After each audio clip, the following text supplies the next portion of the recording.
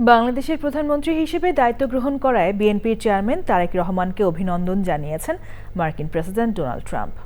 বুধবার তারেক রহমানকে লেখা এক চিঠিতে মার্কিন প্রেসিডেন্ট যুক্তরাষ্ট্রের জনগণের পক্ষ থেকে নির্বাচনে ঐতিহাসিক বিজয়, শুভেচ্ছা ও সফলতা কামনা করা হয়।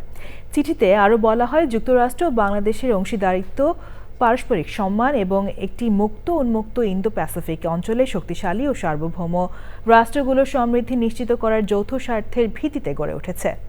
চিঠিতে তিনি বলেন, নবনির্বাচিত প্রধানমন্ত্রীর নেতৃত্বে দুই দেশের বাণিজ্যিক সম্পর্ক আরও এগিয়ে যাবে। পাশাপাশি নিয়মিত প্রতিরক্ষা চুক্তিগুলো সম্পন্ন করে বাংলাদেশের সামরিক বাহিনীর জন্য উচ্চমানের আমেরিকান সরঞ্জামে প্রবেশাধিকার নিশ্চিত করার বিষয়ে গুরুত্ব আরোপ করা হয়। চিঠিতে যুক্তরাষ্ট্র ও বাংলাদেশের সম্পর্ককে আগের যে কোনো সময়ের চেয়ে আরও শক্তিশালী করার প্রত্যাশা ব্যক্ত করা হয়।